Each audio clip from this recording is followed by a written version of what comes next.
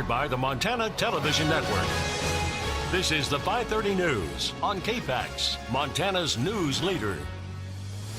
Good evening, I'm Jill Valley. And I'm Dennis Bragg. Many unanswered questions surround the discovery of remains of 3 children in a Missoula shed that happened a few weeks ago. We've been told by Missoula police that they have a person of interest, but they'd like to talk to that person about the case. They do emphasize that person's not a suspect in this. A search warrant obtained by MTN News shows that police were called to a home in the 2100 block of South 12th Street West in late September for a report of a discovery of possible human remains. Loose teeth. There was what appeared to be a bone from a lower jaw, and others that were not as specifically described, but I would call them pieces of bone. There was also rocks in this box.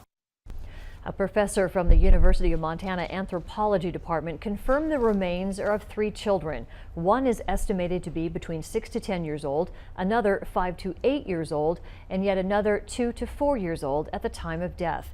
A box containing the remains was discovered by a cleaning crew that was contracted to clean up the rental property after its tenant was evicted the week before in late September. After a search warrant was obtained, follow-up investigations revealed no evidence of a crime occurring at that property. The children's identities and the cause and manner of their death is under investigation now. Police say they're working with the Montana State Crime Lab and other agencies. We are working with the National Center for Missing and Endangered Children and other missing person databases to see if that's a possibility. And we don't know that this particular case is isolated to the city of Missoula. We don't know where the bones came from, or if maybe they were transported from one area to another and ended up here.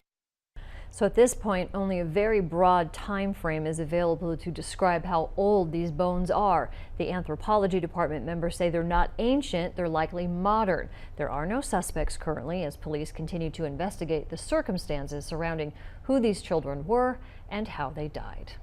Well, another chilly day out there again soon. A little bit of snow for some of us. Things are about to change, though. Let's head on over to Chief Meteorologist Aaron Yost with the first forecast now. Aaron. Yeah, we did see that weak wave of moisture roll through earlier today. That put down a little light snow for many of us, created some slick roadways, more so this evening just along and east of the Continental Divide, especially in the Helena area. You can see downtown Hamilton earlier today, First Security Bank ICAM with some of that white on the ground. We are going to see a different form of white out there. Once again, likely going to talk frozen fog tomorrow morning as skies are starting to clear out, this system exiting the region rather quickly. So inversions will re-strengthen. However, we do have a bigger pattern change to talk about. I've got details on that coming up. In other news this evening, while much of the debate over grizzly bear recovery is focused on Yellowstone and the Northern Continental Divide, state and federal agencies continue to discuss bears returning to the Bitterroot Range along the Montana-Idaho border. And while there are no active reintroduction plans, it appears the growing bear populations in the Northern Rockies are moving that direction anyway.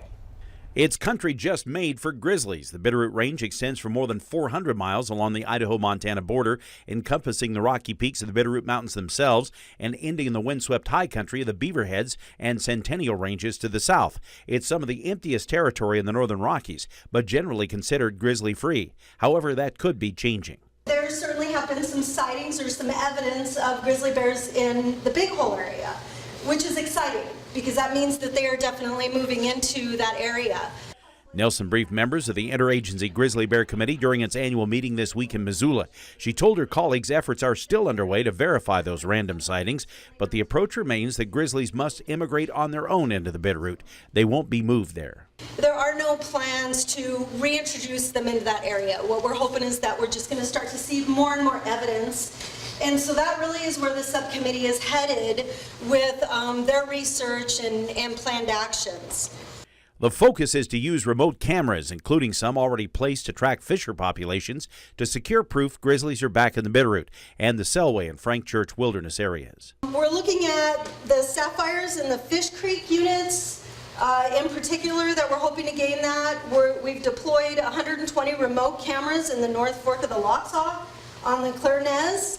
Researchers also hope to focus on the I-90 corridor, which bears must cross if they are to connect between the Northern Divide and Yellowstone. Again, those areas that we're looking at taking planned action on are the lower Clark Fork and also the 9 Mile area, which are really pretty high probability possibility of bears moving into those areas. And Nelson says regardless of how long it takes for grizzlies to come back to the Bitterroot, wildlife managers are anxious to start with education now, getting a jump on some of the human-bear conflicts we've seen elsewhere. When we're starting to see the population move in, we've got to start educating people on what this means, what this is all going to entail. National forest managers are also taking grizzly movement into account as they develop their latest forest travel plans. Montana Fish, Wildlife and Parks is seeking public comment on open water fishing contests for next year. Participants are required to follow state fishing regulations, including daily and possession limits. The conditions placed on contests are there in hopes of achieving things like minimizing the number of fish killed or regulating the harvest. There are already a number of events set up in 2018 for Region 1, which has events at Flathead, Koocanusa, and both the Middle and Lower Thompson Lakes. For a full schedule of the 2018 competitions and the proposed rule changes for the year, we have a link on our website. Well, Glacier National Park is considered one of the breadwinners of the Flathead Valley, bringing in millions of dollars every year to the economy. One unlikely spot is also spurring things on. A year-long study of the Whitefish Legacy Partners by Headwaters Economics shows that every year more than $6 million comes into the local economy directly from people's use of the Whitefish Trail. The report interviewed just under 1,800 people and shows that 65% of tourists come to Whitefish to do something fun outside. Outdoor recreation also was at the top of the list for reasons why people visit and then end up staying here for good, even relocating. More than half of locals who were surveyed say they participate in more outdoor recreation solely because of that Whitefish Trail. In 2016, more than 100,000 people used one of the 51 miles of trail that's available. What's billed as a new and stronger carry-on baggage security screening procedure is now in place at Missoula International Airport. The Transportation Security Administration now requiring all electronics, anything larger than a cell phone, to be placed in bins with nothing on top or below for x-ray screening when going through the checkpoint. That's been required for laptops for several years, but smaller items like tablets and e-readers were excluded. TSA Public Affairs Representative Lori Danker says this is necessary to stay ahead of terrorists. We know that there's groups of people around the world that are continuing to target commercial aviation. You know, they're pursuing innovative methods to disrupt the aviation system by finding ways to smuggle explosive devices in consumer items. They're focusing on electronics, and so are we. To make things faster, officers will be placed in front of the checkpoint to tell passengers about the new procedures. The blame game is on a day after Alabama Republican Roy Moore, who was plagued by sexual harassment scandals, lost to Democrat Doug Jones in the race for the U.S. Senate. Mola Langhe is in Montgomery, Alabama with the latest. Alabama elected the state's first Democratic senator in 25 years. I think that I have been waiting all my life, and now I just don't know what the hell to say. Doug Jones squeaked to victory by about 1.5%. Republican Roy Moore blamed his defeat on allegations of sexual misconduct with teenage girls. Part of the problem with this campaign is we've been painted in an unfavorable and unfaithful light. Moore has so far refused to concede on the hopes of a recount. Alabama's Secretary of State says he'll certify this election sometime between December 27th and January 3rd. That gives Republicans back in Washington time to pass tax reform before Doug Jones takes his seat. President Trump won Alabama by nearly 30 points, but his endorsement failed to give Moore the boost he needed, and even the state's other Republican senator withheld his support. I'll tell you, didn't vote for him. Tennessee Republican Bob Corker said he's proud of Alabama's voters. I know that I'm supposed to only cheer for people on my side of the aisle, but I thought the people of Alabama did a great thing for our country last night.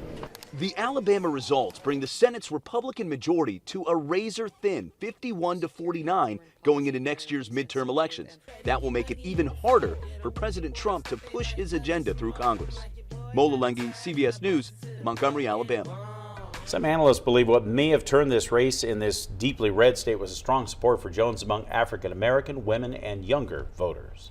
Don't forget, there's still time to help us out with our holiday food drive with First Security Bank to help out the Missoula Food Bank. It's going on now. We've raised almost 5,000 pounds. But all you need to do is drop off your non-perishable foods to any First Security Bank location or a cash donation so they can buy food themselves. All of this stays right here in Western Montana, and we enjoy doing this every year because it makes a difference. Well, coming up next on KPAX, in the second part of our look at Medicaid expansion, we'll take a closer look at how this 18-month-old program is playing out on the ground.